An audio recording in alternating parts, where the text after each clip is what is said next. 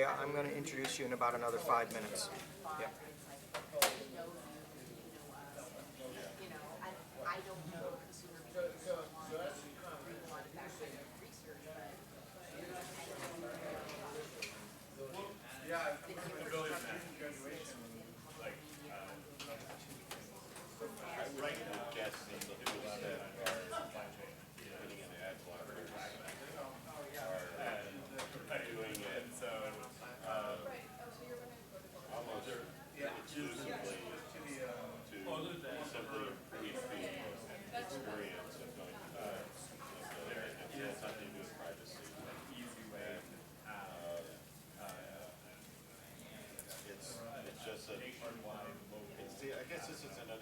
Hey, Johnny.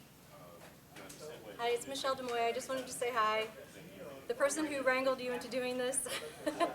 Thank you again for doing it. We appreciate it. And we're looking forward to your presentation.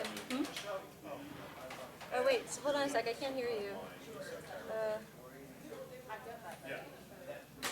I'm going to turn you up a little.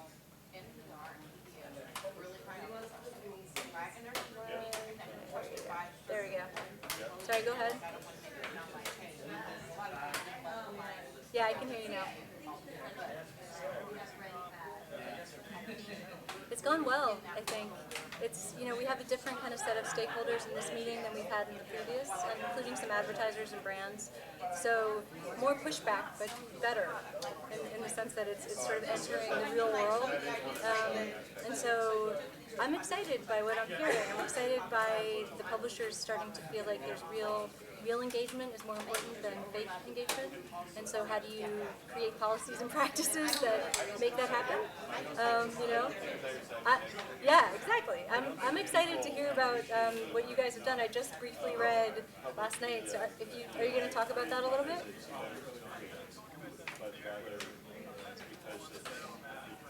Okay. Okay, great. Well, I'll ask about it then. We'll see if others. Okay. Here's another colleague you know well. Oh yeah, Don. Hi Johnny, how's it going? Yeah, good to see you.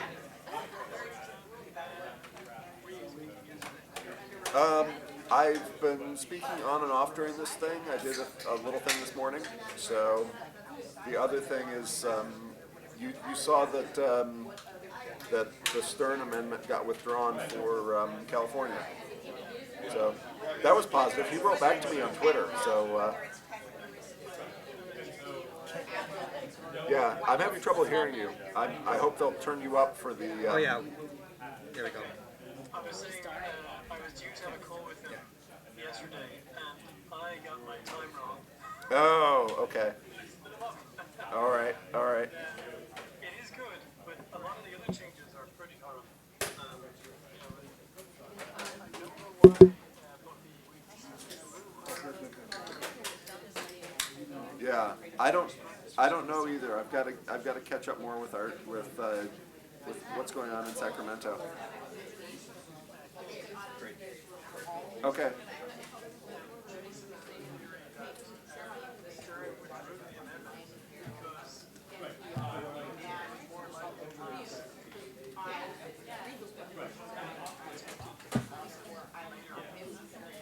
Oh, all right.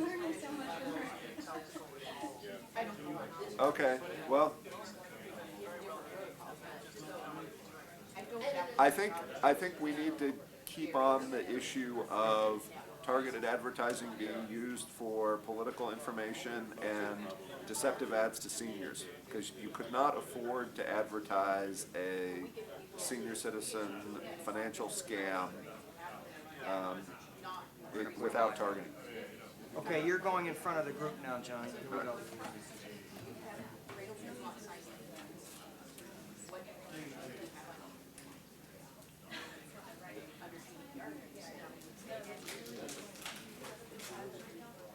For some reason, you're a little bit. Oh, there we go. Sharp. yeah, my camera focus changes every now and again. Got it. Okay. All right, now. Yeah. Yeah, for some reason you're not coming out, the audio is not coming out on the speaker system though. I don't know what to do about that. Hang on a minute. Try it again. Should have tested that earlier. Hold that if I have to, yeah, but that won't, let's see, that still won't go to the overhead speakers. Doesn't this go to the overhead speakers? Oh yeah, it does, of course, yeah, that'll work. Yep, So if you can get that.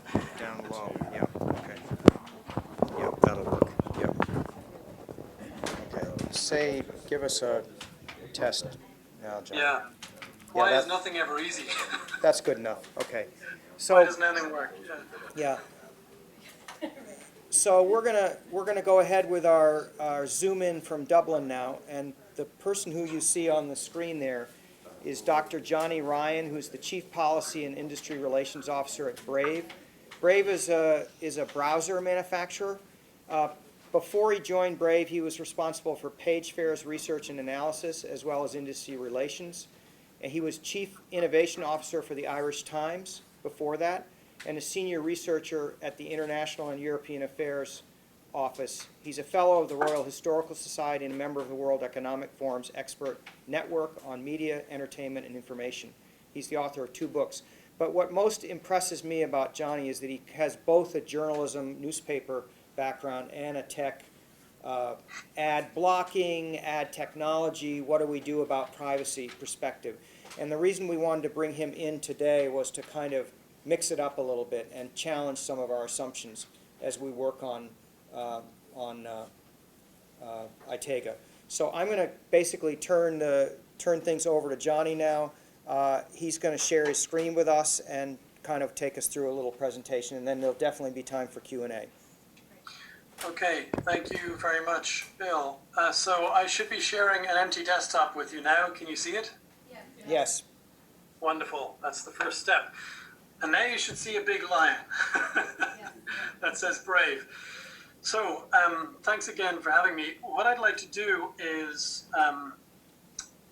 separate this discussion out a little bit.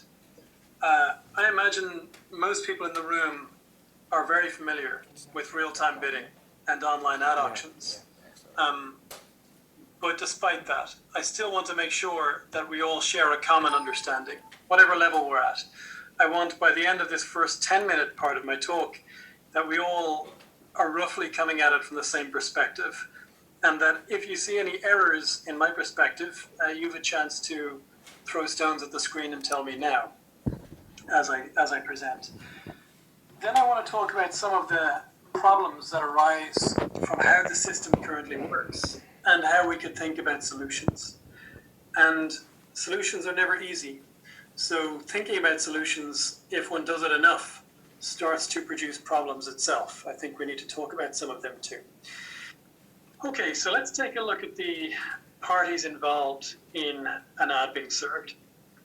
And in explaining this, it's useful to think about this from the perspective of an advertiser.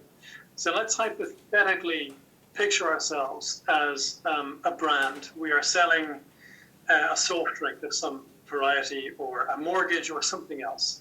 We are over to the left of this screen, the marketer who puts the dollars in. Now, let's imagine that we have some data about our customers. And there's nothing wrong with these data. These are absolutely kosher. We will generally, ourselves or through our agency, we will store these data in a data warehouse, also known as a DMP, a data management platform.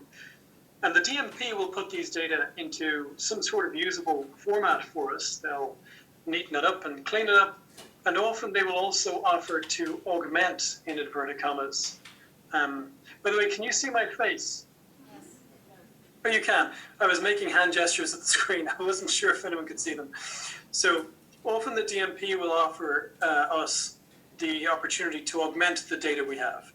So if we have a list of 100,000 email addresses of our customers that we got from a quiz that we sent out to these soft drink buyers, our DMP may offer us the opportunity to query Experian or Axiom or Crux or some other outfit and find out what the postcodes are when present of those 100,000 email addresses. And we may want to know the postcodes because it will help us understand disposable income and so on. I'm giving a hypothetical for our new soft drink company. Now, we've no idea where these brokers have got those data. I doubt we would be willing to stand up and shoulder any liability for their provenance, those data. But anyway, by and large, your average marketer won't be particularly concerned or aware of that problem, and will try to augment, which sounds like a positive thing, whatever data they have on a customer. They want to get to a so-called 360 view. So equipped with this problematic 360 view, which seems like a good idea, but for reasons I'll explain is not a good idea when gained this way, the DMP is now in a position to send a segment to another party called a DSP. The DSP sits in on an advertising auction and acts the way at an art auction for expensive art, you'll see someone in a nice suit receiving phone calls from a bidder, a millionaire or a billionaire behind the scenes who doesn't want to be in the room, but is giving their instructions remotely to this bidder. And that's what the DSP, the demand side platform, is for us as a brand. They sit in on all of the auctions and they know what our instructions are in general terms.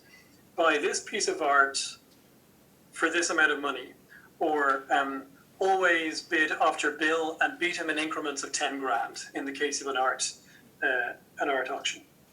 So our DSP, who's working on our behalf, needs to know what segment we are targeting. They need to know who we're trying to reach. Now, this could be a category of people, lookalikes, for example, or it could be specific individuals. Now, at this part of the equation, or of the process, the demand side is now ready to start bidding on ad opportunities. And along comes, often I use my wife's name, along comes Caroline. Caroline is a nice young lady with a sizable disposable income, I'm glad to be able to say, and she visits, I live in Dublin, so she visits the Irish Times, where I used to work. Now, when her browser requests the Irish Times, in a split second, in a millisecond, the editorial content is sent to her browser. But there are a bunch of rectangles on that page which are empty. Unless Audi or some other brand has already done a direct deal with the Irish Times, which would make the Irish Times a lot of money and is a good thing, unless a brand has already done a direct deal for that particular loading of the page, those rectangles are still empty. And the publisher, the Irish Times, needs to put out feelers. It needs to do some deals. It needs to fill those rectangles with money. So at the same time, just after the editorial content has been served and a direct ad hasn't been served, for every single rectangle that is empty, the publisher, the Irish Times in this case, but many publishers, I'm just picking an Irish one because that's where I live, make an ad request. Often this goes through a piece of ad tech that works directly for the publisher called the supply side platform. Probably everyone in the room is familiar with supply side platforms. The supply side platform needs to understand Caroline, my wife, as well as it can. So it'll hoover up everything it can get on her from the publisher's DMP, in some cases, and directly from the browser. And it will package this up and send it out in what's called a bid request to an ad exchange, to one or many.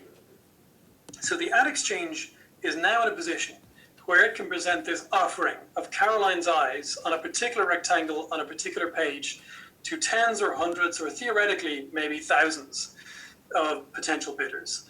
The more bidders, the better. The more DSPs who are getting Caroline's eyeballs as an opportunity, the better, in theory, for everybody. Caroline may be shown the most relevant ad, arguably, quite an argument to be had there. And the publisher, at least in the short term, should receive the best possible bid because there are so many competing bids. And of course, the ad exchange, gets a win because the more DSPs that are on that have seats in its exchange, the more money it's making, and so on. So this looks like a very good idea. Now, we as the soft drink brand know that Caroline is exactly the kind of person who we want to market to, and she's the right price. So we make the winning bid and win the opportunity to deliver our ad into her browser on that website. Now, no one's ever seen this code before. No one's audited it. We don't actually know what's being served, really. And often there's an opportunity, one way or another, for our DMP to get itself onto the page and perform a sync to enrich what it knows about Caroline. Now, this may help us as a brand. This may be done on our behalf, because we want our DMP to understand Caroline as well as possible so that we can, target her better in the future. But it also may be done because the DMP isn't going to give us the data and is itself owned by a data broker or is selling the data under the table. It's also quite possible that this is because most of these colorful acronyms here are often owned by the same small number of companies, and we've no idea why they do some of these data trades. Now, this diagram of mine appeared about a month ago in a simplified format in The Economist, and this is quite a handy way to summarize the whole issue. But having shown you this once, I'm now going to show you it 2 more times just to make sure we're on the same page. So the second time a little bit quicker. I visit thedailybugle.com. The Daily Bugle is doing what's called header bidding, which means that the bid request goes out not to one ad exchange, but to many. And each ad exchange shares it with tens or hundreds of DSPs, which in theory gets the Daily Bugle the best possible bid from the most possible bidders. In theory, it's a great short-term win. And when the right brand with the right wallet, the right budget to show an ad to me is interested, then in theory, I see the right ad. Now, one of the problems here is we have no idea once a bid request leaves the publisher. We have no idea at all what happens to those data. When they are gone, they are really gone. So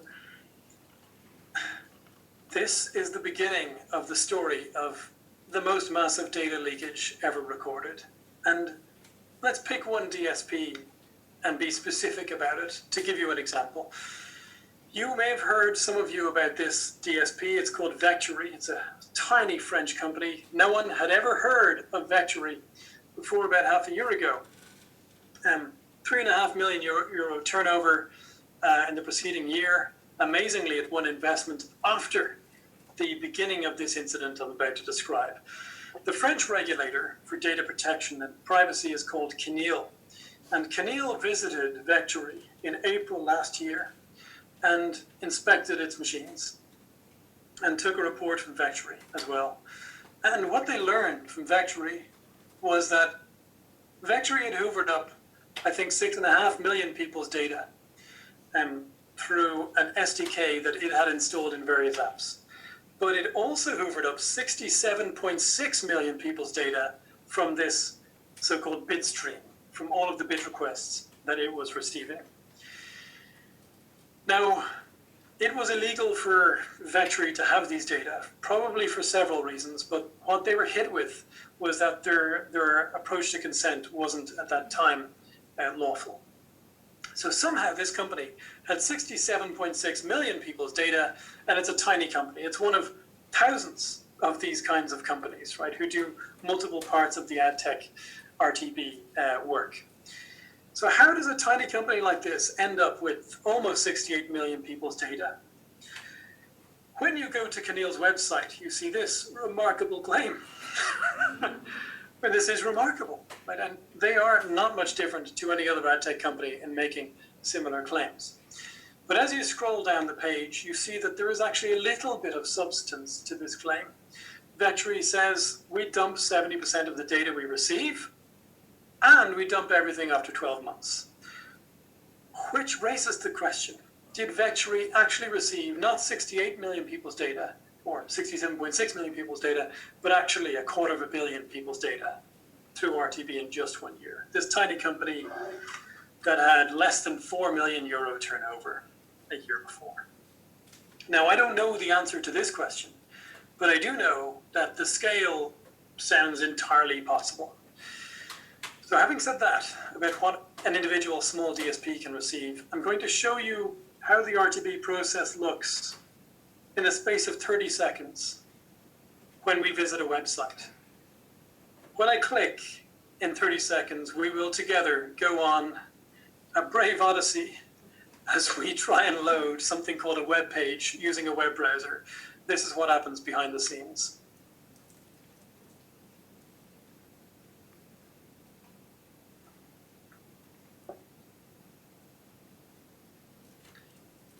Now this is purely indicative. I do not have enough space on my screen to show you what really happens. Here's the winning bid. Often the exchange itself allows a bunch of parties on a rotation to sync, even if they don't manage to sneak their way onto the page. What you're seeing here is an engineering marvel, but it's also a problem. It's not just a privacy problem, it's a business problem. We're going to get onto that. I'll get onto that in a moment. But why is it a privacy problem? Well, the question is what's in the yellow arrows? What's in a bid request? What is being sent? What did Vectory get? Here's a short list, and I'm basing this on the industry's own sets of rules. This is from Google's authorized buyer proto and IAB's 2.5 and 3.0 bid spec in the Open RTB protocol. Literally, what everyone is reading, watching, or listening to right now, unique identifiers about them, codes that allow them to be re-identified later, and enough stuff about them and their machine that you could make a guess if you didn't have those codes about who they are. Now, just to give a flavor of how problematic some of this gets, I just want to highlight one category which should be completely benign. It makes perfect sense for a publisher to categorize the content on its page for ad targeting and also for the avoidance of ad targeting when inappropriate. But it makes no sense for a list like this to populate a bid request that can be identified to me, right? This is insane. Physical therapy is problematic. That's health data. Heart disease, definitely problematic. Crohn's disease, problematic. Men's health, probably problematic. Incontinence, IAB 7-30, infertility, IAB 7-28, incest/abuse support. This is linked and can go out in a bid request today.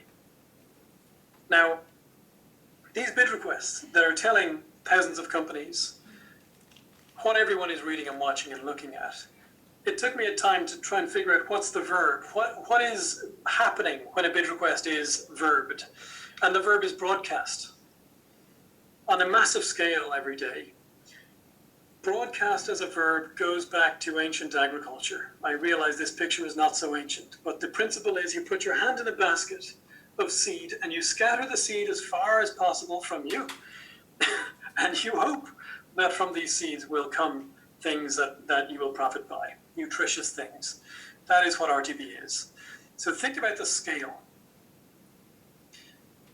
This is based on their own materials, public materials, right? These are the 8, it seems, largest ad exchanges in the world today.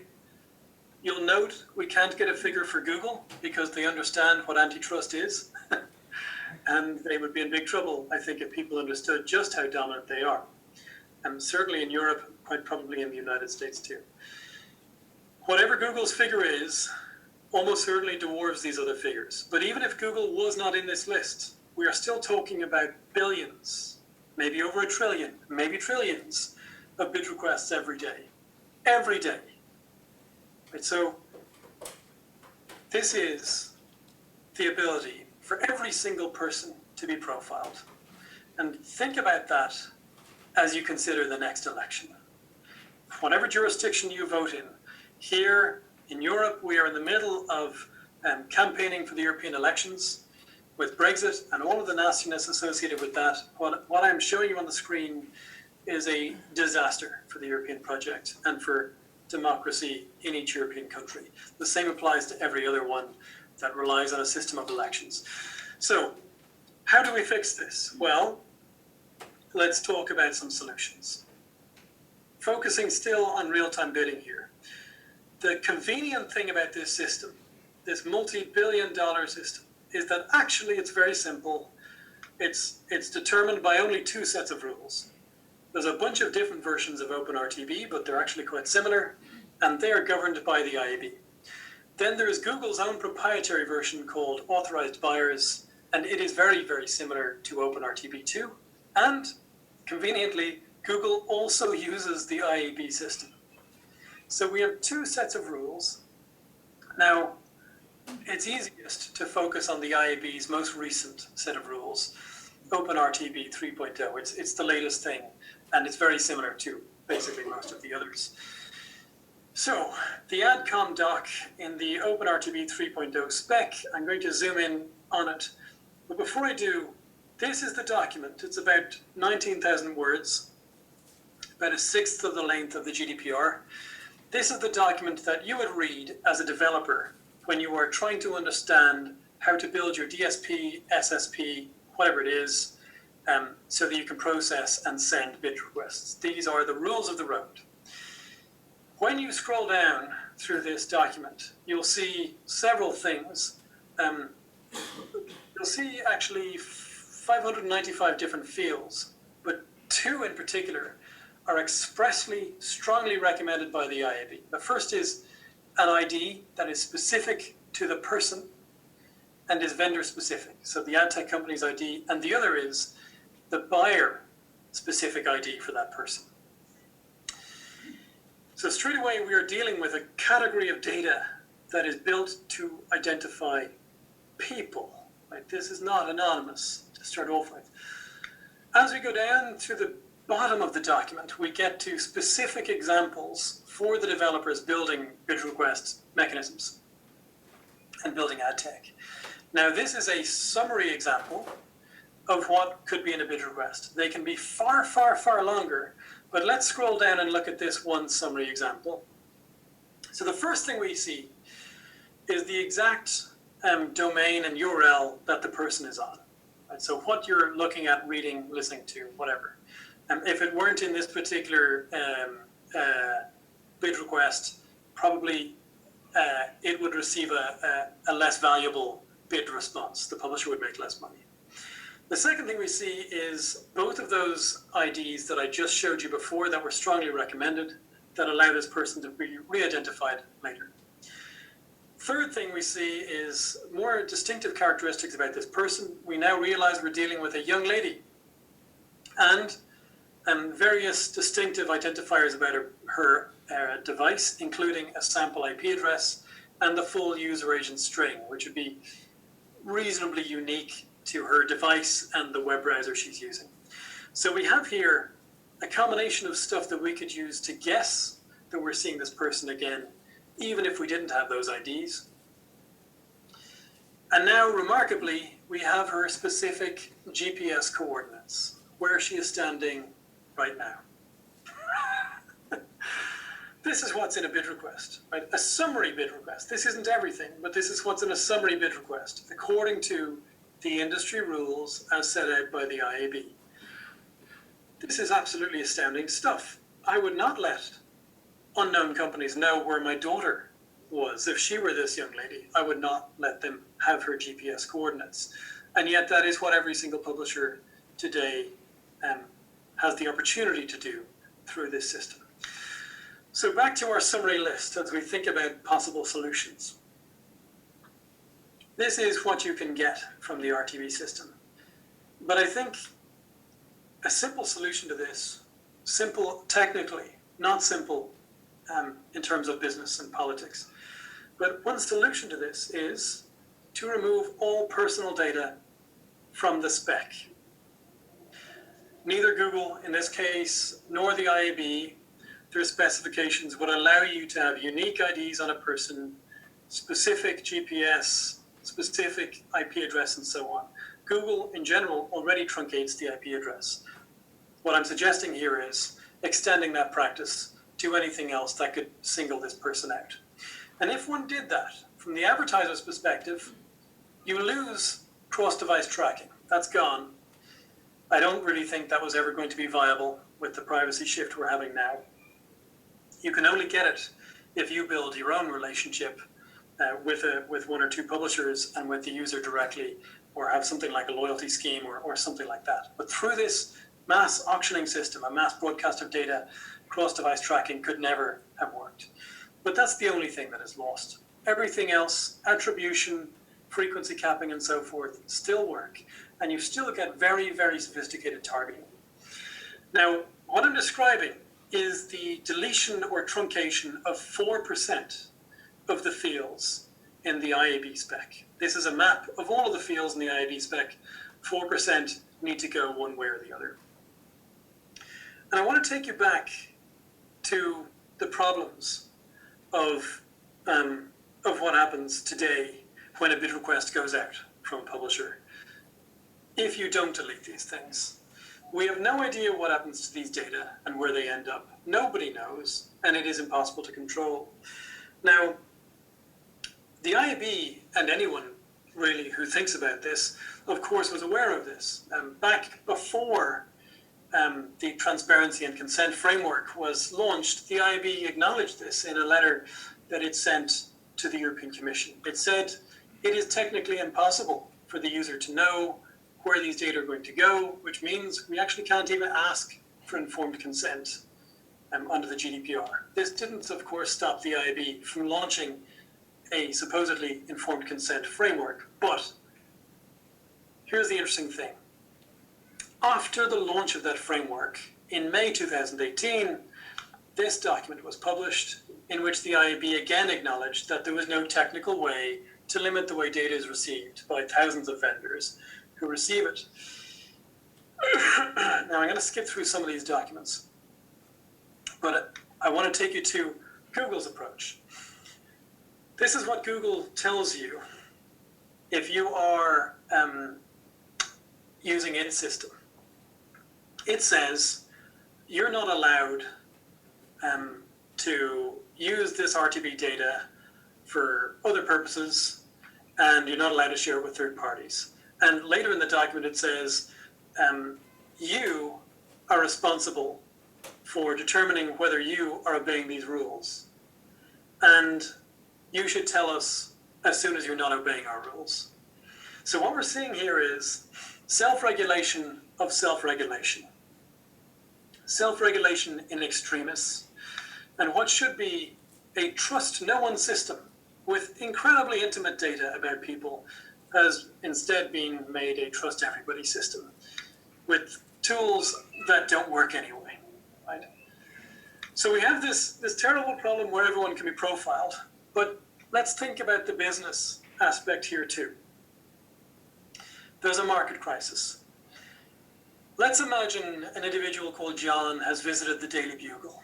The Daily Bugle is a reputable website. It's like the Irish Times, where I used to work. It's been around for 160 years. It's part of the fabric of the country. It supports the nation's progress and checks. It's powerful. Now, when John visits the Daily Bugle issues a bid request about John, which allows hundreds, maybe in this case, of parties to profile John. In the short term, there's a win for the Daily Bugle because they get shown, they get to fill that rectangle. John is shown this ad, and the Daily Bugle receives $1 or €1. How about if later in the day, John visits some crappy website? It could be bikinibabes.com, it could be destroytrust.com. In any case, John visits this website. The website puts out a bid request, and all of these advertisers, representatives, the advertiser isn't really aware of this, but all of these representatives of advertisers say, hey, there's that expensive person who was on that expensive website. We can show him an ad for a cent or something like that. Now, what has happened here is that the worthy publisher is not only allowing its audience to be arbitraged, but it is enabling a business model for the bottom of the web. DestroyTrust.com should not have a business model. It should be a crank website run by some unpleasant individual in his shed in the back garden. But this system allows it to have a viable advertising model. because it trades on the audience of the Daily Bugle in this example. And there's another layer to this problem, which again eats away from publishers and advertisers who don't want their stuff showing up here either. What if John isn't a person? What if John is a bot, masquerading as a person? He is part of a server farm or some other bot system. So John Bot, fake traffic, visits the Daily Bugle, builds up a profile as an expensive person who likes to take expensive holidays, for example. He spends a long time in the Daily Bugle looking at golf, stories about finance and holidays. In the short term, this is a win for everyone involved, and the Daily Bugle gets a payout from this bot without asking for it. And the Daily Bugle doesn't know this is a bot. And these people who are profiling this bot don't care because they're getting paid anyway, despite what they may say. Now, Destroy Trust buys this bot as traffic. That's its purpose. The bot exists to supply traffic to Destroy Trust. Destroy Trust puts out a bid request. Maybe no humans ever visited this particular website, happily. And money is spent. Now, what has happened here is the advertiser is paying criminals without knowing it. And the money that the advertiser pays criminals is being taken away from worthy publishers. That's what's happening in this diagram. So let's think about the market problems here as I go a little bit over time, I'm afraid, before I get to solutions. This is the RTB system. Outside of search and social, it is essentially, unfortunately, the dominant force in advertising today, which is a disaster. Now let's look at this again from the marketer's perspective, the problems. The marketer is the victim of massive ad fraud. No one really can put a figure on it. The World Federation of Advertisers has reported that the figure will be $50 billion by 2025, but that is a suspiciously round figure. So who knows where they got it from? I spoke to the author of the report, and I would take it with a grain of salt. It could be more, it could be less. We don't know. But it's a multi-billion-dollar problem in the tens of billions. That's fraud. In the middle, distribution ad tech is taking between 55% using the IAB's own figure from 2016 and 70% using the Guardian's figure of every ad dollar spent. Now, the Guardian's figure comes from the court case where the Guardian masqueraded as a buyer and spent money buying ads through this system on the Guardian's own webpage. For every pound sterling that the Guardian spent, it received back 20p on the pound, 30p on the pound. And from the publisher's perspective, who is the seller in this market, they are letting their audience, their only unique asset, be arbitraged. And that allows them to be competed with by untrustworthy sites, the bottom of the web, which are demolishing society, but also a cancer feasting off the worthy publisher. And at the same time, that perpetuates bot fraud. So this is a circular dynamic. It's a big problem. Now, this is with personal data, right? I'm using the European definition, legal definition of what personal data are. If you strip out the personal data from the bid request, an awful lot of problems go away. The publisher no longer loses their audience. There's no longer a rise of clickbait at the bottom of the web. You no longer have so much of the media budget being hoovered up by ad tech. We also see less opportunity for ad fraud. So that is solution set number one. I'm going to talk briefly about the Brave model, which is solution set number two. I hope I've got updated slides here reflecting yesterday's launch. So the Brave model is whether on your laptop or your desktop or your mobile device, your device is a Faraday cage for data. No data ever leave your device. If you opt into Brave ads, if you decide to opt in, your device builds a highly intimate profile of you, highly intimate, but those data never go to Brave or anyone else. Instead, a catalog of ads is sent to your device every day, and your device decides, based on what it knows about you, what ad you should see. Now, yesterday this was launched. You can try it on the desktop version of Brave if you download it again today. And the way this works is, there are two splits, by the way. The way this works is the user receives 70% of the advertiser revenue, and that by default gets broken up, all of it, and goes to publishers. Whoever the user has been visiting, whichever publishers they've been visiting, at the end of the month receive payments in this token system called BAT, which you can then transfer into dollars. Brave, in that case, takes 30%. But the next iteration is publisher ads, where a publisher wants to cooperate with Brave, and in that case, the publisher gets, I think, 85%, and Brave takes 15%. I'm not on the business side, but that's the system. So let me summarize what I hope I have conveyed. And the first thing is that real-time bidding is operating today, I think, as a cancer on publishers. I thought this before I worked for Brave. I thought this when I worked actually quite closely with ad auctions. It enables a business model from trustworthy sites. It allows the profiling of every single person on the web, which is a big problem ahead of the elections. It's allowing criminals to steal marketers' money, and at least in Europe, it exposes marketers to legal risk. Now, this catastrophic situation can be fixed if we demand it, but we have to demand it together. So this is about reform, not destruction. And when we think about this reform, the question is who is able to act? And what I was suggesting to Bill is that publishers alone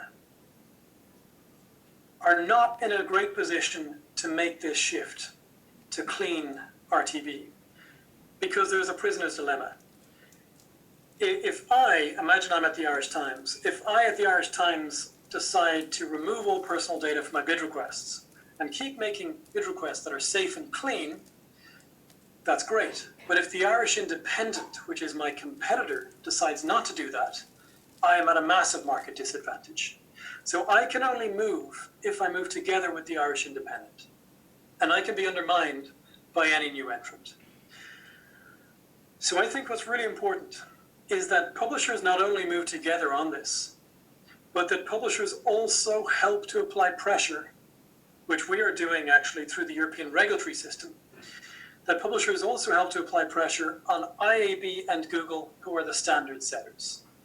As soon as those standards change, then the market as a whole changes. Publishers are not in a great position to move the market on their own, but if actually they work together with a regulatory pressure on IAB and Google to change the standard, then they can change, I think, the market overnight. And with that, I'll end my spiel. Thank you very much. Thank you, John.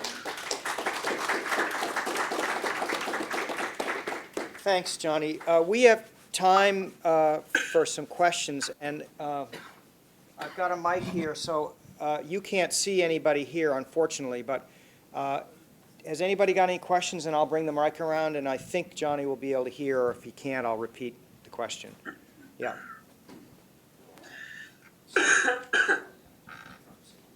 Yeah. So this is very interesting. What's that?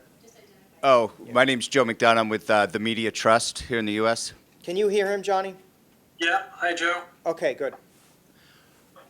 With Brave's platform or system, as you know, marketers want data for targeting, but they also want it for attribution.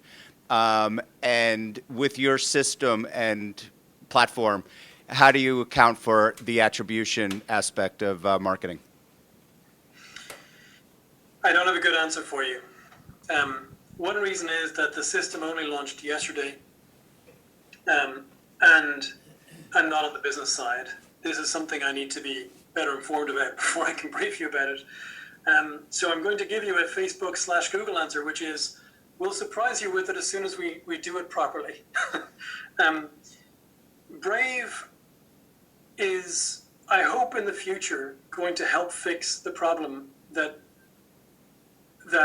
publishers are experiencing. I do hope it will be a solution. But Brave today is not yet at version 1. Right? We have 6 million users who are early adopters through word of mouth. It isn't yet marketing itself widely. So I'm not here to market Brave as the solution.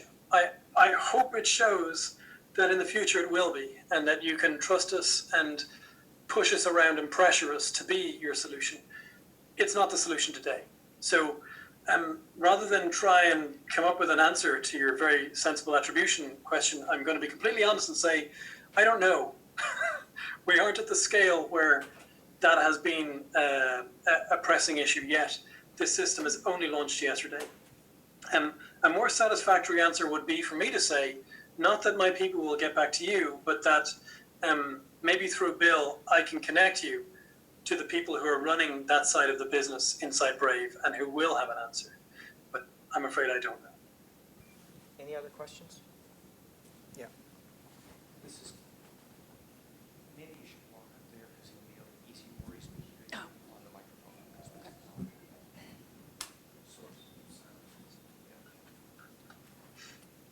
Hi, Johnny. I'm Fran. Hi. I'm Fran Wills with the Local Media Consortium. Hi, Fran. And my question is, have you talked with advertisers about this model, and what has been the reaction? Yeah. The answer is yes. When I talk with advertisers, it's a little bit different to when our business people do. So I'll share with you what I know of the business discussions before I get onto my own. The business discussions have been overwhelmingly positive. I think initially, 3 years ago, this all looked like a big mystery. And some of the plumbing involved uses a cryptocurrency, which is invisible, it's behind the scenes, you don't really see it. But I think that spooked people a few years ago. Since then, the world has moved on, and the business development people are, they are having actually, I think, quite a nice time having the latest shiny thing that actually solves an awful lot of problems. Advertisers seem to be very enthused, and agencies, interestingly, seem to be very enthused on behalf of advertisers.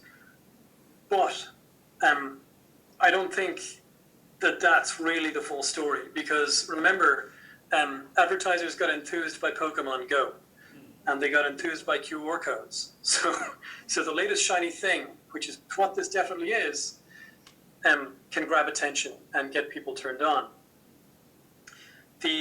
The real conversations with advertisers are often about how they can move past the current moment that they are in. This is a moment where they don't trust the reporting that they're receiving. They don't trust that their money is going to the right place. The system is opaque. They're not happy doing business with some of the people that it turns out, are doing business with.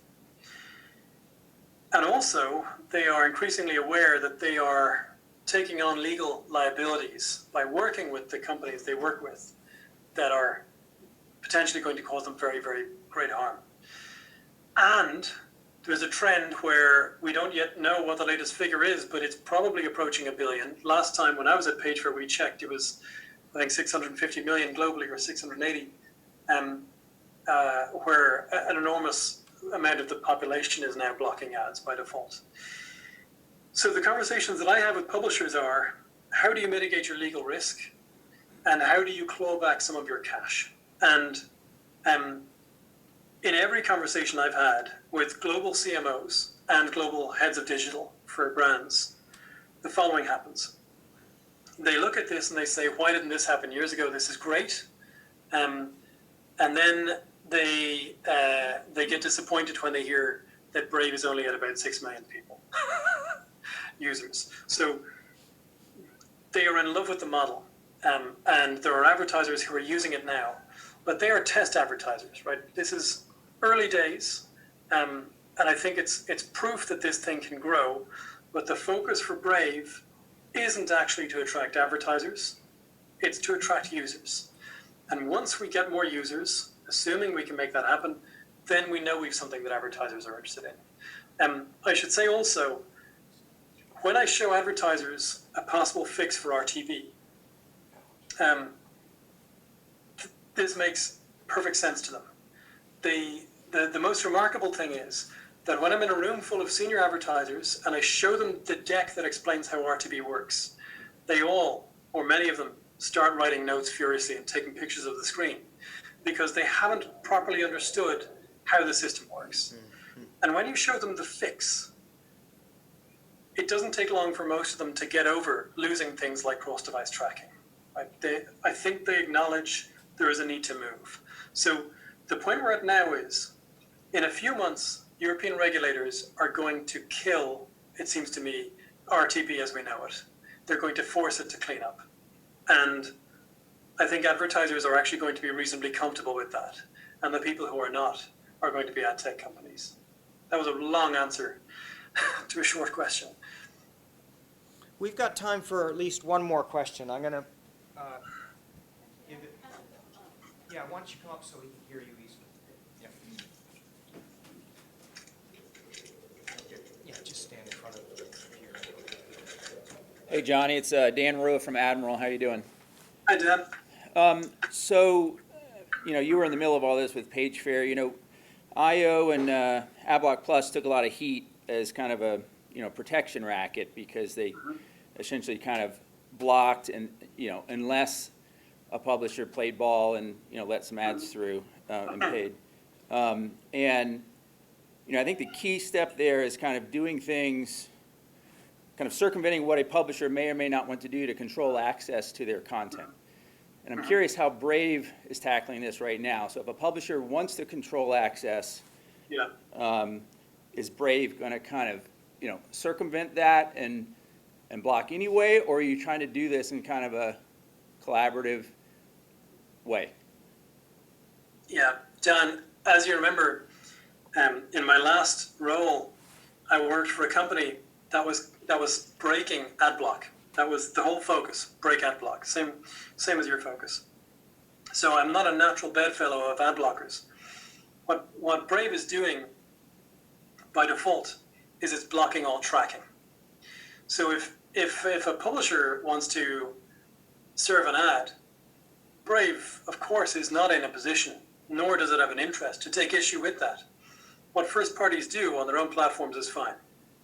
However, if you are the user's agent, which is what a browser is supposed to be, but often isn't, if you are working for me as a web browser, as a user of the web, and I go somewhere, a web page, and that web page takes my data and throws it out to thousands of companies, then my user agent, I think, is entitled to block that.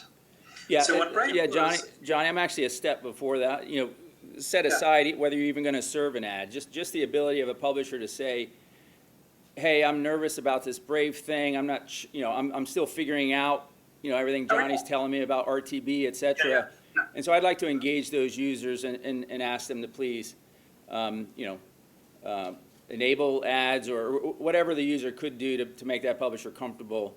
And I was just curious, is Brave trying to kind of stop the publisher from having that conversation with the visitor or No, Brave is giving the user Brave is giving the user the ability to decide what can happen, right? So let's imagine that you go to a web page, and the web page is doing all sorts of stuff.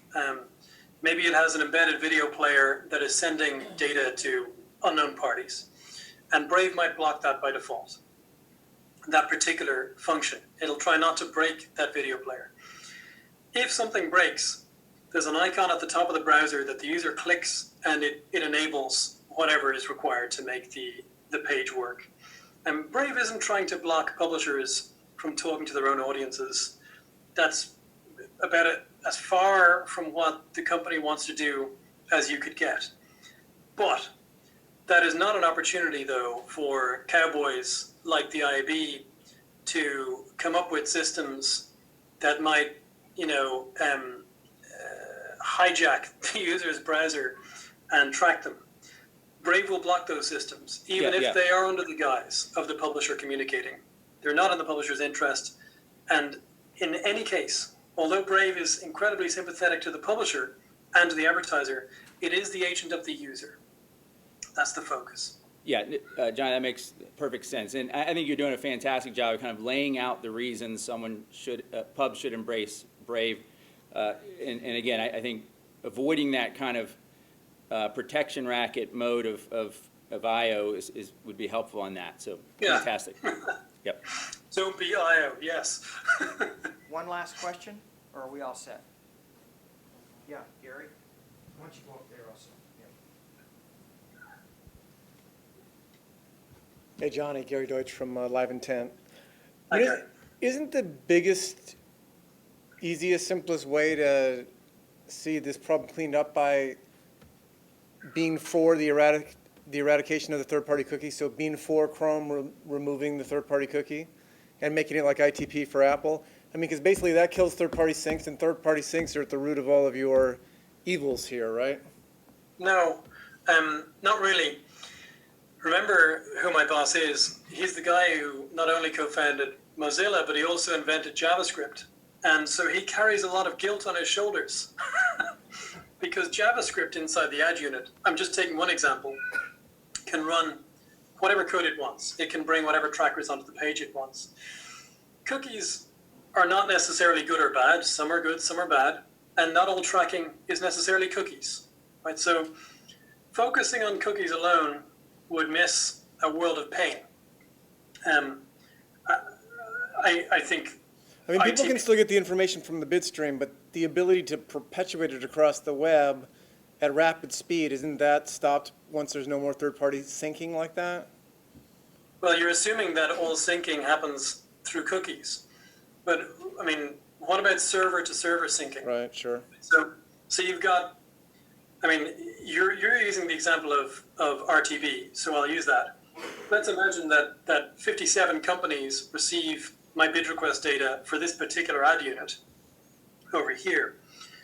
I have no idea what server connections they have, or whether they're, I mean, to take a ridiculous example, saving it onto an old floppy disk and walking down the corridor and handing that floppy disk to some bad guy, or even a good guy, but someone who I don't know has that floppy disk. Billions of times a day. So it's not cookies, it's everything. And our focus is everything. It's complete protection if we can get to that level. Got it, thank you.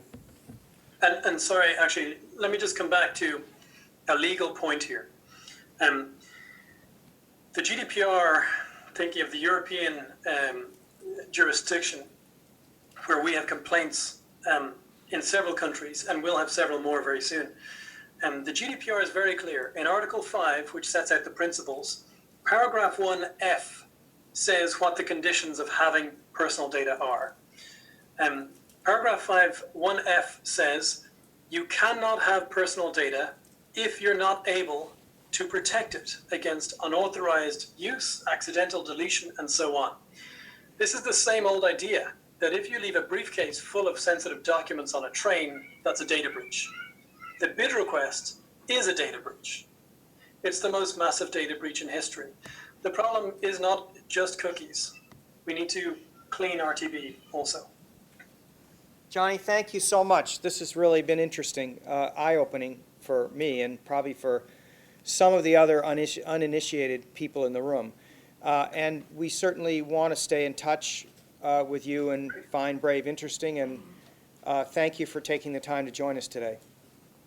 Thank you very much. All right. Thanks, everybody. Bye-bye. Bye.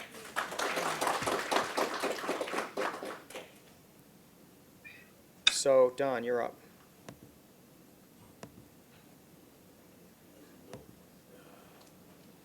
Don Marty, then you, yep.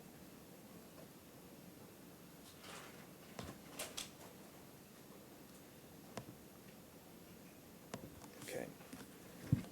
Oh, why don't you put this one again?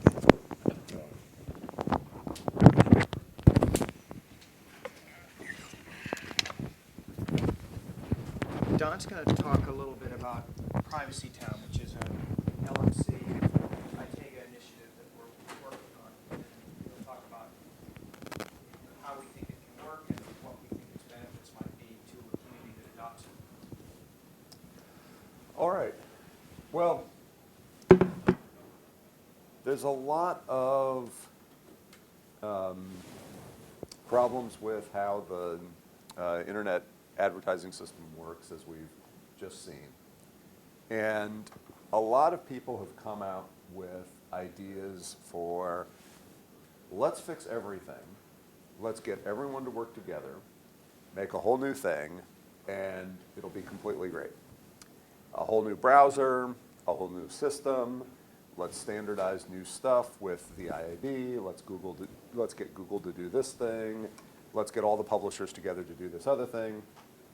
That's, I think the big picture thinking on fixing internet advertising is pretty well covered. So that kind of leaves a niche for me to talk about right now, small picture incremental thinking. And at the simplest level, the question that we're hoping to be able to answer is, how can we measure the effects on the advertising market in a single community of making some incremental improvements in how we handle user data in that community. So working outward from a local publisher's reputation and connections with their community, we would like to do service journalism around the issues of web privacy and technical and community support for helping move that publisher's audience from highly trackable technologies to less trackable technologies. Very simple example, getting people to switch their web browser from a legacy browser that supports all this cross-site tracking stuff to a more up-to-date browser such as Apple Safari or upcoming versions of Firefox that provides some protection for user data leaking from site to site. Now, what's the impact of this on a local news site? Right now, you see a small impact on a local news site when one user decides to download the disconnect extension or turn on the Privacy Badger extension and pull their eyeballs out of the generic eyeball market, right? If you have one of those car dealers on Facebook who we were talking about who's tracking people from third-party data that's not especially good, then how much is that third-party, how much is pulling data out of that third-party system going to have an impact on the first party, the trusted publisher? So we would like to work with a trusted publisher on service journalism, educating local people about these issues, and on connecting them with the community resources to get people onto better privacy protecting technologies. So any questions?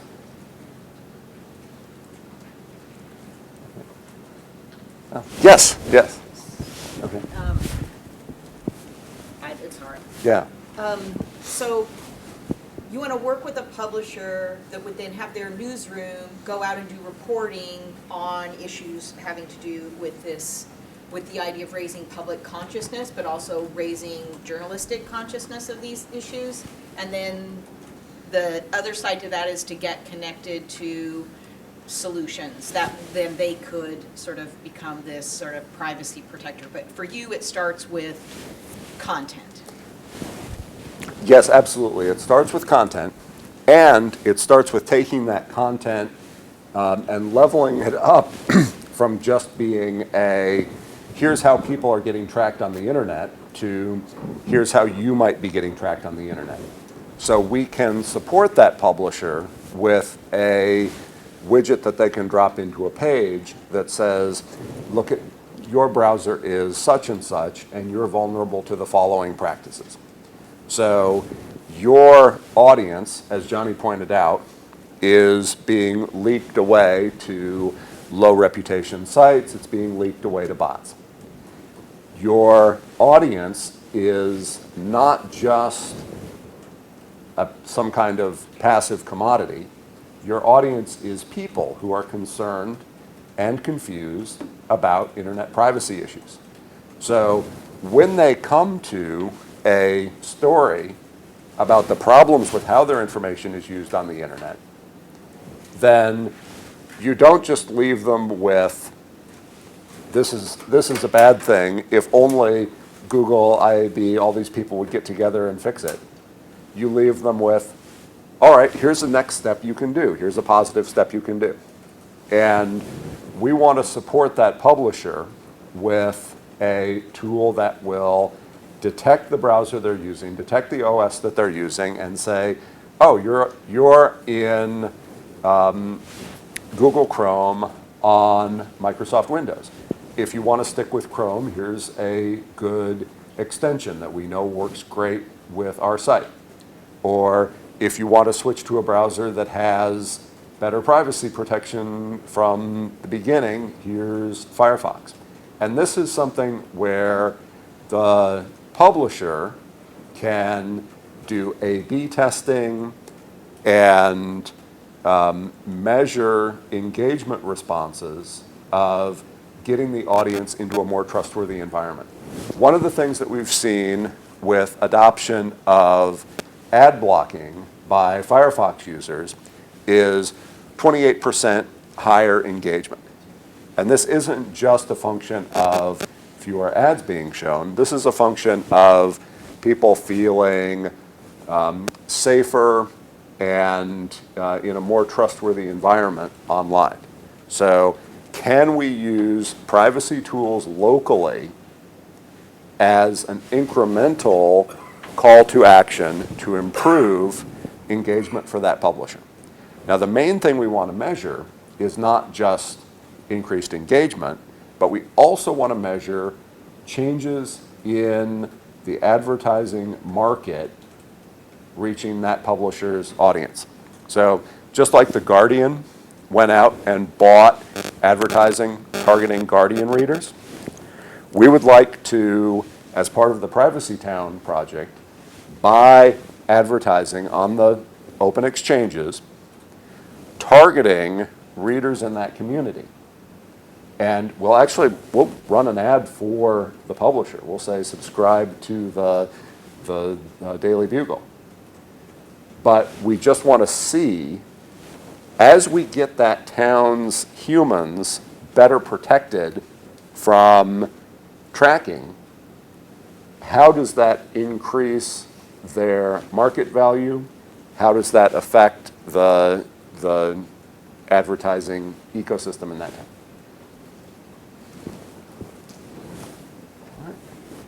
All right. More questions?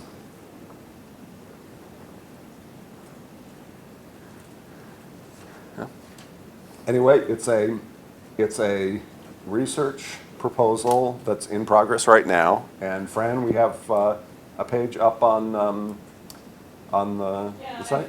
I think it goes beyond browser Yeah. specific things. I think it's about experimenting with potentially new privacy policy, consent. So I think that it's a broader study and experimentation about different kinds of aspects of privacy in the town. And, piloting some of these concepts that we've talked about today, from the browser to privacy policies to, consent tools, and figuring out in a small way, in more of kind of a research-oriented way, what seems to have a positive effect on increasing consumer engagement and trust with the local publisher site, as well as does it have an effect on increasing advertiser CPMs or advertising effectiveness, because they're reaching more humans than bots. So I think it's a multifaceted test. So I want to make sure that we communicate that it's a broader. Certainly, browser Yes. is potentially a part of the test, but it's a much broader test of some of these privacy initiatives we're talking about. Yeah, and definitely another huge part of it is opt-outs.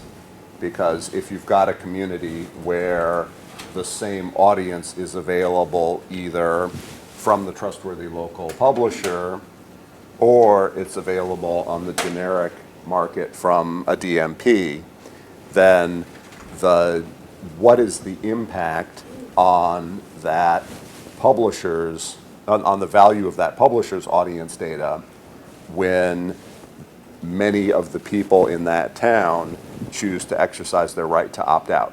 So it's the whole stack, and we're talking about doing service journalism. It could be tied to an editorial series on privacy and data issues on the internet. So is this something that is to be driven by a single publisher, or I think in terms of the ecosystem in a community and the way people experience and consume their news and information, not having, while they may have relationships with different actors or stakeholders in that ecosystem, they also consume and experience their news consumption across a lot of different actors in that space. I'm just kind of wondering if how you've thought about in Privacy Town. Yeah. The isolating one particular news vendor versus the broader ecosystem, and this is where my library work is kind of coming in. I shared something in our little group discussion here earlier about some research that we had commissioned and that Pew had done, and we just looked at some comparisons, and this is specific to what people expect from public libraries in their communities. Pew had done a survey and found that something like 76% of the public think that public libraries should definitely help people understand and develop skills for navigating privacy in digital space. The Aspen Institute commissioned some survey research from ICMA, the International City County Management Association, on government officials' attitudes about what their public library should be doing, and it was a much smaller number, something like 46%, saying that libraries should be concerned with helping people understand their privacy. And so, that was specific to libraries. If Pew had asked about news organizations, and I don't know whether there's any data on something like that, but I'm wondering what the other stakeholders in this local ecology can do to support a news organization, and what kinds of relationships and groundwork might be developed in order to support this study. Yeah, I think libraries is a huge one, and ideally we would have both a local news site / newspaper and a radio station.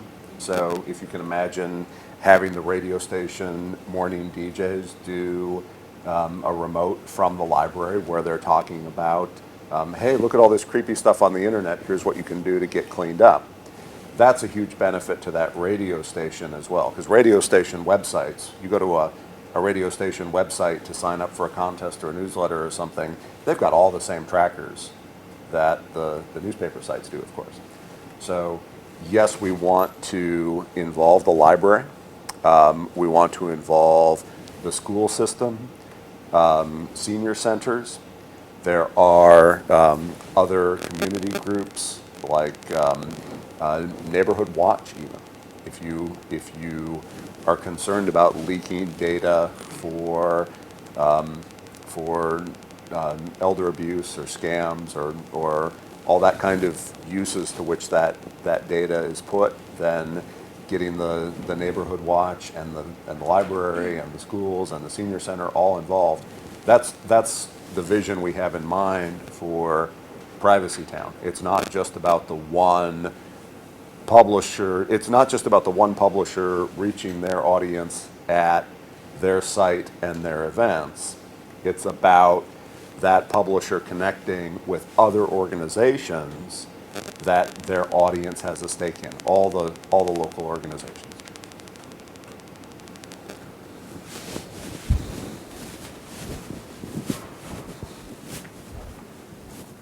So as a fan of human-centered design and specifically sort of human-centered design within journalism itself, if I were playing this scenario out, so let's say I'm the publisher, station manager of a newsroom, here's how I might approach this. I would put a call out to my readers, my listeners, or whatever, and I would ask them, what's your experience with privacy online? And I'd ask them, what are your fears? What are your concerns? Do you use an ad blocker? I would gather some information that would help my journalists understand how the community that they are reporting with and to sort of engage around this issue. I would use those folks as the sources and potentially to produce that content. I would approach my local library and possibly a senior set, and hold some on-site convenings, maybe do some online for people who can't participate in person, and have a more convene a conversation around it. And then I would focus toward community-centered solutions, which is how can we, let's say Minnesota Public Radio, do a better job with protecting privacy online, so it's not not skipping those steps to engage your community in a broader conversation where they're invested in this, and you're not just sort of giving them information about privacy and then over here saying, now we've given you the solution. You're sort of bringing them along that journey with you. And, I don't know how that relates to advertising, but I think that's how I would sort of go about building trust around that issue. And I will say, put on my very skeptic hat here, which is that there are journalism organizations that would look at a proposal like this and might get a little nervous about the idea of, you want us to do journalism with an end goal in mind, which is that then you provide us with something and research. They just might look at that as a firewall issue. And I think the way to sort of broach this as a way to engage your community around an issue might help to assuage some of those concerns, which is it's not a quid pro quo. I get that we're thinking this is all in everyone's best interest, but I think the newsrooms that I've worked in and know, they want to keep sort of a little arm's length distance between the content they provide and some service they may get in return for that. That makes sense? Yeah, definitely. When I was in the Boy Scouts, we were planning to go on a big camping trip for which we needed to raise money for transportation and food and so on. And so every weekend we'd go door to door and ask people, hey, do you have any old newspapers that we can take to the recycling center? Because we could get some money for the newspapers. And I remember we came to one lady's house, and she said, well, yes, I do have some newspapers. If you can get them out of the basement, then you can have them all. And her basement was full of newspapers going back to the 1930s. Entire basement packed solid with newspapers, almost all the way up to the furnace. And so I like to think that if we hadn't taken those newspapers out, then things might not have gone so well for her. And if all those newspapers had caught fire, then that would have been really bad. And so we did our good turn for the day. And so I really want to see those community organizations that can address people's concerns about where all the malvertising is piling up on the neighbor lady's computer or the neighbor family computer, and say, let's clean this out. And from the news site's point of view, from the business side, this is great because it's affecting the market for advertising. But the reason why local news sites have a viable advertising business in the first place is because they're that valuable part of the community that people pay attention to. So I agree 100%, and I would love to see a privacy service journalism series say, our next privacy help session is at the library. And then from the privacy help session, there'd be some questions that people ask, and those show up in the next Q&A item of the privacy series. So yes, there's a measurable result, which is we measure the engagement, we measure the effects on the ad market, but it's also a way to strengthen those community connections.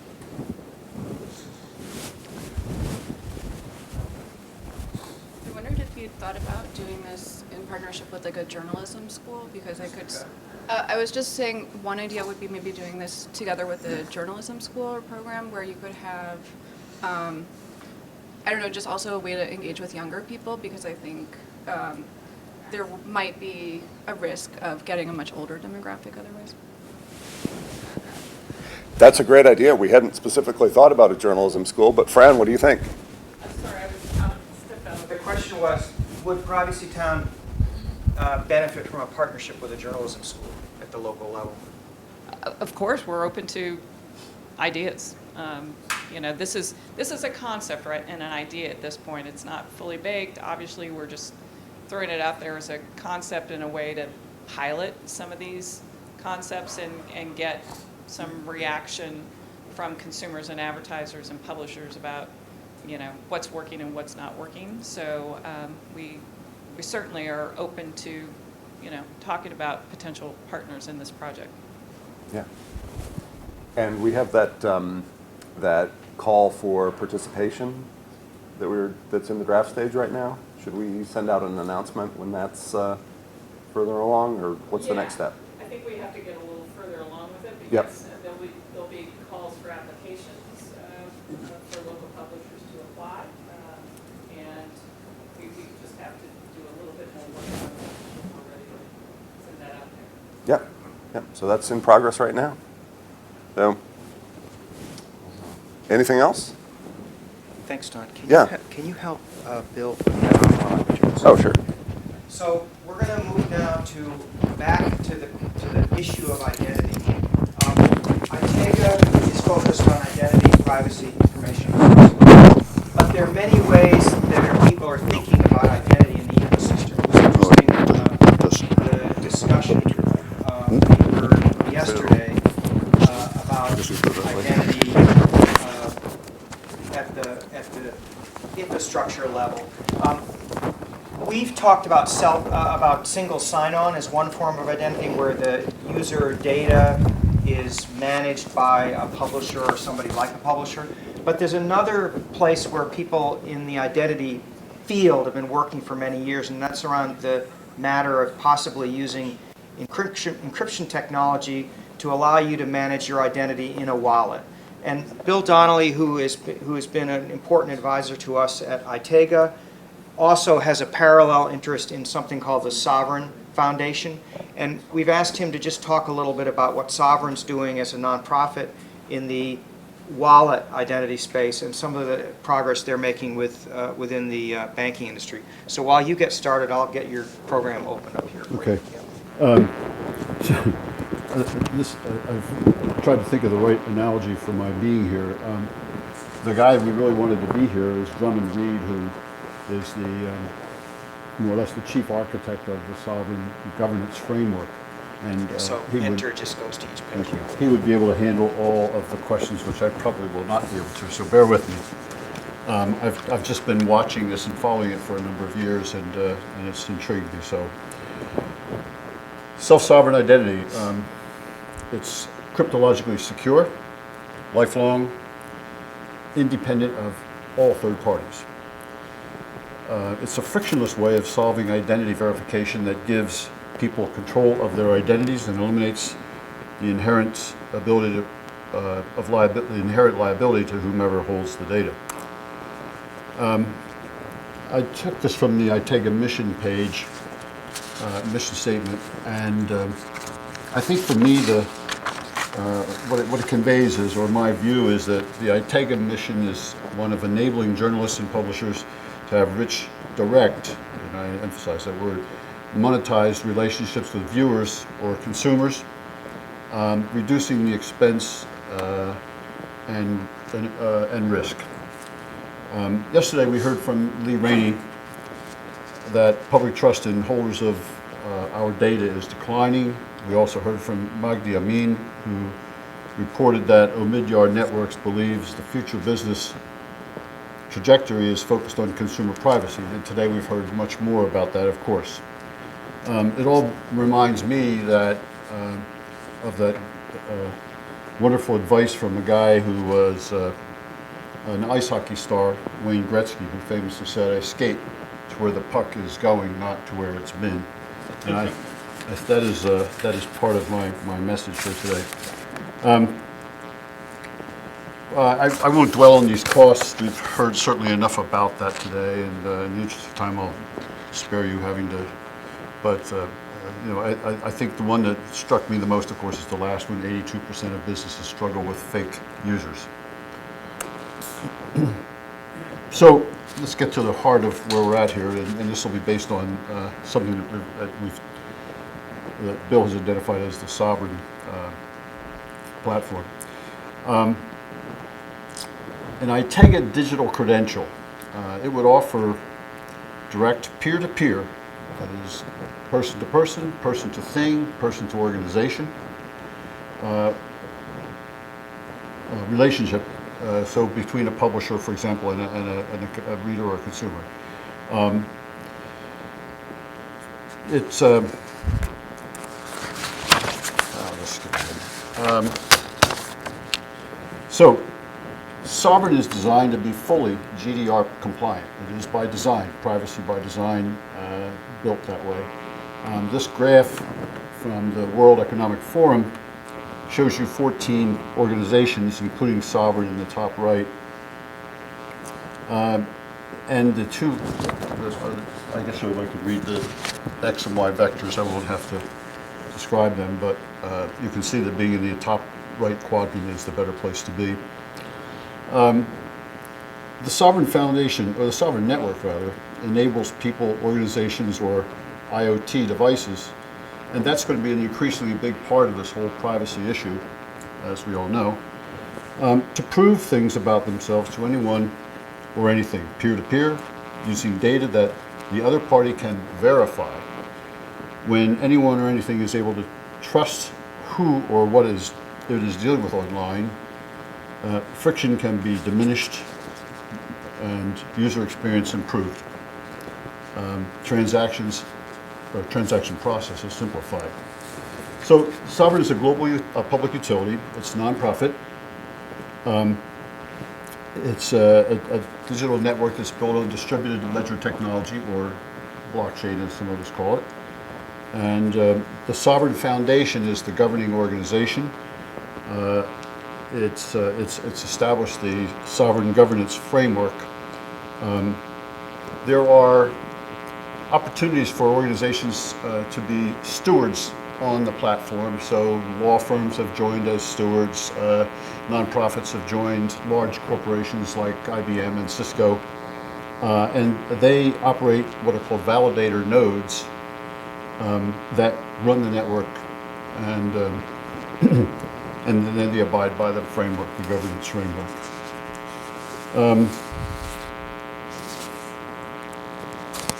So I know Bill and his people are working on coming up with a branding image, and he had a different one up on the screen before.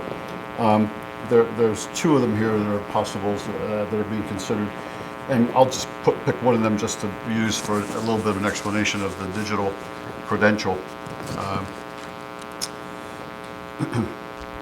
So remember, we often get ourselves into situations where we're asked to identify ourselves. So imagine that I go to a nightclub and a person at the door says, "Are you old enough to come in here? Are you 21? It's often the question, or something like that. And I would pull out my wallet. Yes, I am, by the way, in case it wasn't obvious to you. I would pull out my wallet and I'd show my driver's license, and I've now divulged more information than was necessary for that transaction. All that was needed in that transaction was to know if I am old enough to enter. And doesn't mean my birth date, it just means am I old enough. But I've also divulged a lot of other information, hair color, eye color, and so on. With a digital credential contained in a digital wallet, let's say, I would go up to the same circumstance and I would present the phone to a reading device, and within about 2 seconds back would come a validation a green light, let's say, that said, yes, he is old enough. And as soon as I moved the phone away from that connection, I have extinguished that data transfer, and it's no longer available. I gave permission for that information to pass only for that very transaction, and it's withdrawn, so that the receiver has no record of my data. Now, you could expand that to other other means. It could be used in a variety of transactions, obviously. Let's suppose that I go online, I want to subscribe to the Atlantic magazine. And you're going to see some steps here that are rather similar to what you're familiar with already in the process. There's a sign-up button, and then there would be an authentication process. In the case of using self-sovereign identity, that becomes a little bit more usable going forward. I'll explain. But I'd fill in some information, perhaps again from obtaining that data from a validator node. Maybe it's Department of Licensing or not. There would be some return of a response from that validator that would qualify me as a real person and as someone who had a real interest in that subscription. So the connection is established, and then of course we come to the payment option, and that might be that for instance I might take a full-priced subscription. Maybe I would offer a discount. We've talked about, or some people have talked about models today. For sharing of data, I would give some data in exchange for a discounted price. And also at this time, it would establish the kind of currency exchange I might be able to make with either dollars or cryptocurrency or whatever. Once the connection is established, then the publisher and I would be able to go back and forth. Every time I logged in to read the magazine online, I would go through the first two steps that were in that previous slide. So, to help out with what I think is my own inability to convey this message completely to you, I will share with you, if I can figure out how to get the... Yeah, we're Bill. gonna use it. Oh, yeah. We're have, Oh, it does? Oh, that's interesting. Oh, there it is. All right. Oh, that's interesting. Okay, click full. Self-sovereign identity and verifiable credentials.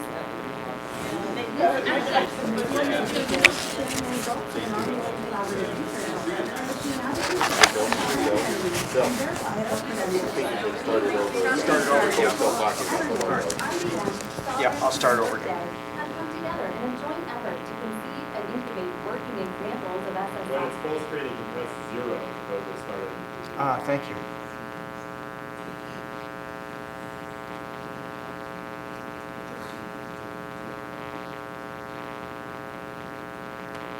Improvements to everyday situations with self-sovereign identity and verifiable credentials.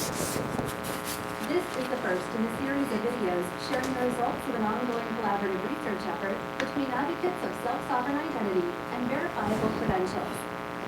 ATB Financial, Evernorth, IBM, Sovereign, and Workday have come together in a joint effort to conceive and incubate working examples of SSI and VC for the purposes of awareness and education. Interacting with the world around us using our identity is part of daily life, yet today's digital representations of our identity are far from secure. However, the world of self-sovereign identity presents us with the ability to have a simpler, safer, and more intuitive digital existence. Our personal identity traits are pieces of information that are unique to each of us and collectively form the fabric of our physical and digital identity. These identity traits are commonly known as personally identifiable information, or PII. Organizations that issue credentials, such as the Department of Motor Vehicles, establish attestations or claims about the identity traits they believe to be truthful. In an SSI world, it is now possible to issue a digital driver's license too. These new digital representations of our identity are called verifiable credentials. Let's take Alice, for example, an IBM Canada employee. Her SSI experience begins when she renews her driver's license. She learns from the license issuer that in addition to a physical copy, she can now receive a digital version of her driver's license in the form of a verifiable credential. As with a physical driver's license, her new digital identity instrument adheres to a specific data format, or schema. Alice first downloads a digital wallet app to her smartphone, where her digital credentials will be stored. This app will allow her to directly manage her connections and interactions with credential issuers. Her first verifiable credential is a mobile driver license issued by the licensing agent. Back at work, Alice receives an email that IBM now offers a digital employment certificate. IBM uses Workday Human Capital Management, or HCM software, for managing its workforce. Alice uses the employee portal provided by Workday on behalf of IBM to issue the digital credential. In compliance with GDPR, IBM would delegate the tasks associated with credential issuance to their HR data processor, Workday. As a data processor, Workday will allow a credential issuer to store credential attributes for employment verification. Alice can then request that this credential be issued by her employer, IBM. Alice's self-sovereign identity is growing stronger and more secure through her everyday activities. Now, with multiple credentials from trustworthy sources, she would be able to do some pretty amazing things. For instance, Alice has decided she would like to open a new savings account with ATB Financial. Not only could she connect to ATB through her SSI wallet, but she could also provide her government ID and employment credentials as proof of her identity. Alice would present her credentials to ATB using the Sovereign Protocol. ATB would then perform the necessary policy-based verification using the Sovereign Network and advanced cryptography. Upon successful verification, ATB would issue Alice an account holder credential. Now, when Alice wants to log into her bank account, she would present that same credential right back to ATB, avoiding usernames and passwords or the need to perform two-factor authentication altogether. As Alice's digital interactions become more frequent, her digital wallet will gather more credentials, and her ability to convey a trusted reputation will increase. Her digital identity would be safer, simpler, and easier to manage than ever before. But Alice would not be the only beneficiary. Organizations could eliminate costly KYC processes while remaining GDPR compliant and further mitigating risks associated with online authentication processes. This project is just the first step in thoroughly evaluating SSI and VC as a means to liberate digital identity, and the results are very promising.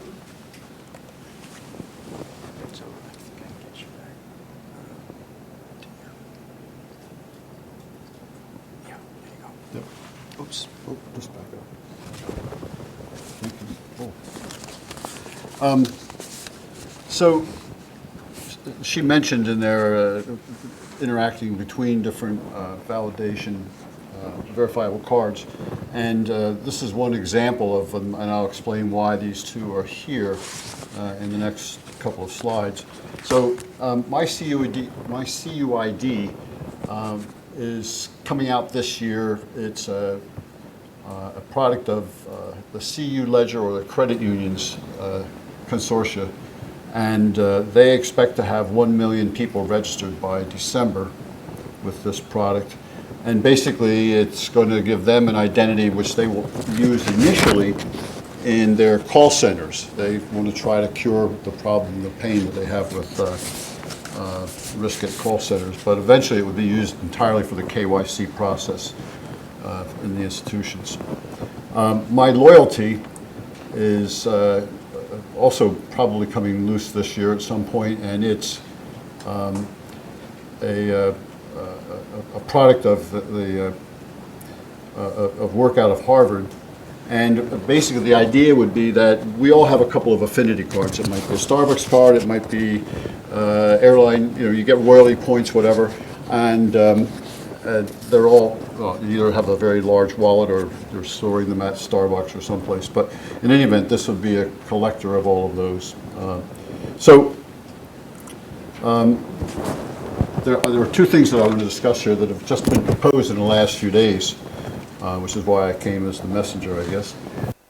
So I take it as invited to participate in these two developments, each of which can be explored concurrent with the planned rollout of or development of a SSO model.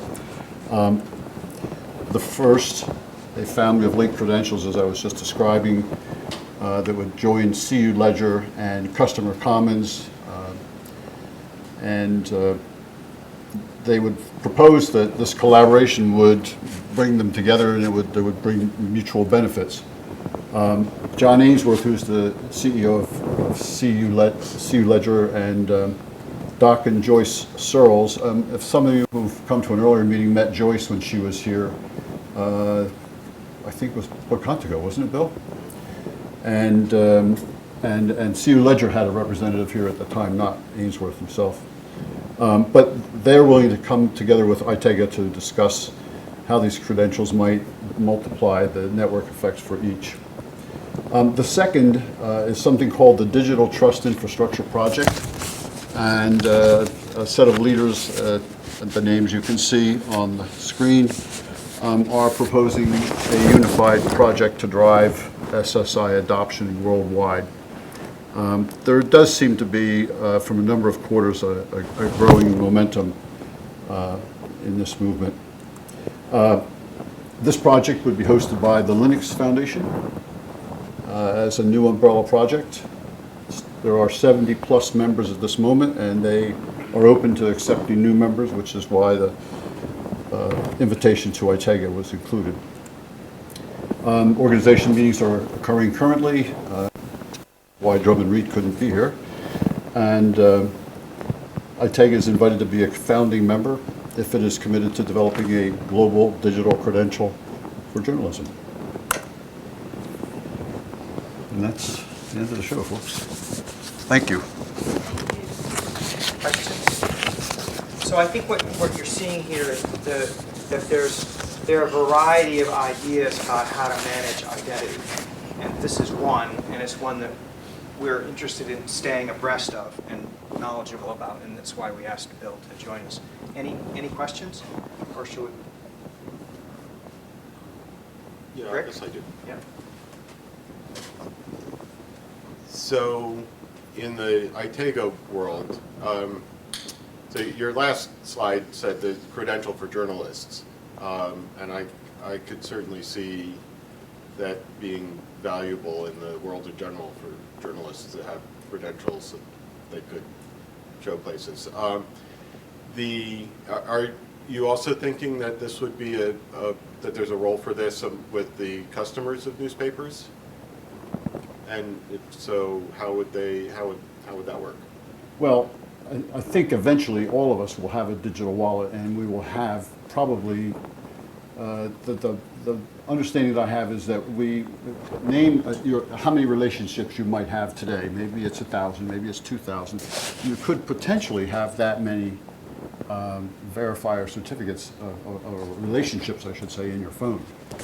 And so yes, there would be a role for individuals. Would they be participants or members of ITEGA? I don't know. That might be an individual choice. So it's more about the publisher community, the producer community. And this is not really related so much to ITEGA, but I'm just curious, how would self-sovereign identity or sovereign work in a call center? So apparently, and I don't know the details on this, but apparently they are using this as a means of establishing, first off, your identity has to be established as a real person. You have to have a credential as a real person. Yeah. And so there would, and I don't know how they're going to make, I'm not privy to that information, Okay. how they're going to make that link, but that's something they're intent on solving in this very first step. I could see when you go up to the bar and you stick it into a machine, Yeah. or if you have it on your computer and it can digitally do that, but I don't know how you do it over I the know phone. that they are looking at the possibility of doing iris scan biometric identity. Okay. Okay, Barfield. Okay, thank you.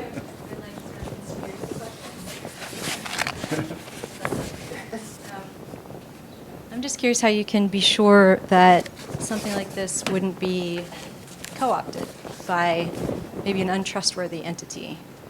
The Linux Foundation is clearly trustworthy. But I'm just wondering how you sort of ensure financially and otherwise that doesn't happen. I don't know that I'm able to answer that question, frankly. If I understand it, I will have a digital identity, which is verifiable because I will have a digital driver's license. I'll probably also have other forms of identity that are, part of my health insurance or whatever as an individual. So I would be able to establish myself as the person who I say I am. In other words, I am who I say I am. And that's the accuracy, I guess. I couldn't pose as another. And from the point of view of an organization, presumably, I think that was the way IBM's, that's video that I showed, that they were trying to describe that as the member organizations that also have a proof of their identity. I mean, I think the whole thing lies on something they call zero knowledge proofs, which is, in the simplest form, was me putting my phone up to the reader at the nightclub, but it could be more elaborate than that. Thank you so much, Bill. Thank you. Thank you. Oh. So, in terms of next steps on the opportunity offered by ITAGA, offered to ITAGA by Sovereign, that's something that right now, because we don't have a larger governance process in place, we will be taking up at our board level. And this gives me an opportunity to thank one of our board members who's been here with us, Linda Miller. So I just wanted to recognize that Linda's a board member who's come to all of our events, and it's really, as you all know, people who have boards, it's really great when you have board members who really participate, and I really thank you for being here, Linda. So we will be taking that up, but we would love input if you all think that having ITAGA participate in this initiative that Sovereign is putting together is a good idea. Now it's time to get back to work. So we have this one long work session, and what we're going to try to do at the work session this afternoon is to come up with like one concrete next step deliverable kind of thing. And I know that some of the groups had talked about where you wanted to go. So really quickly, I'm wondering, Don, do you know what you're going to be doing this afternoon and what you're going to be trying to aim towards? I think we have to think about, we have to find out more about where transparency and consent frameworks going for CCPA and get out ahead of that for consent. We also have to think about integrating capturing consent Okay, great. Brendan, do you guys know what you're doing? Yeah, the next step? we were working through the specifics of prioritization of advertising scenarios versus shared subscription scenarios, and starting to prioritize those and understand the scope of work behind each of those. Great.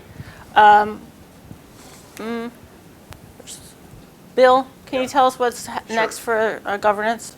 Yeah, we talked a little bit about member classes and how we define member classes and their rights to elect people to a board of directors, the size of the board of directors, whether people elect members across the entire spectrum of board seats or whether they just vote for the seat in their class. We also talked a little bit about funding mechanisms for ITAGA, which is important. And we also need to look, we may have time to start to look at some of the specific elements that we think might be in a member agreement. Okay. Thanks. And I've talked to Michelle, and we've decided that since the privacy policy and statement is complex, I'm going to actually lead that group in the afternoon. And what we're going to do is we're going to try to surface the key pain points and also potential points, the key points that need to have further work done in order to make this policy go. So we're going to be surfacing them, and we're also going to be looking to figure out who are the stakeholders that we need to bring into place in order to make that happen.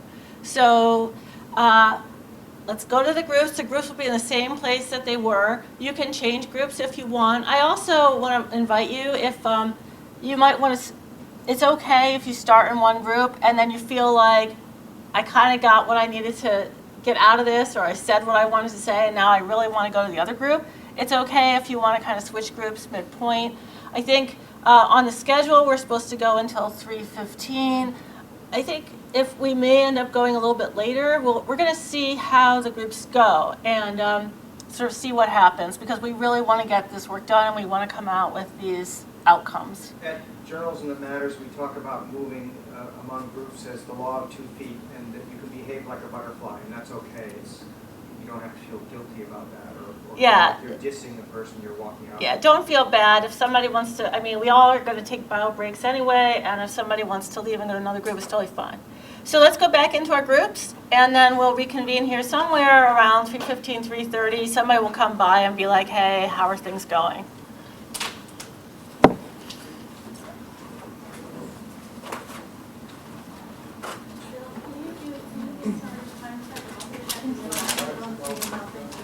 So we're talking about, you want to say 3:30 then instead of 3:15? Let's see where we are.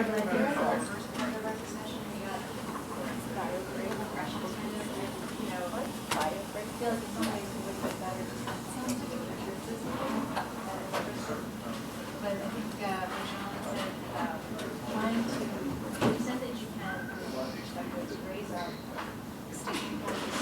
I got it back. Belongs to the road, like for example, Apache adopting or not, and he did that type of thing. I think so. And you have a chance to pull it up and share your code. Are you a member of that? Yeah, I already saw it. Yeah. Yes, let me share it. So, what I also think is that we can take a break and then we can get together. Can I join this? Oh, are you taking a break? Yeah, sure, please. That would be fantastic. I know you do. Listen, it's gonna be Joanne now, so I know. I'll try to be on. Plenty of chairs, great. I'm sure it's good. Oh, I wonder if you have to go to the music. Oh, yeah, no, there's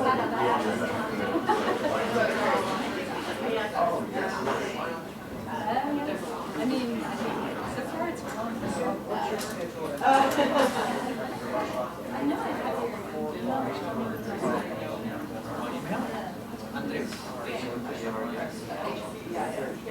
your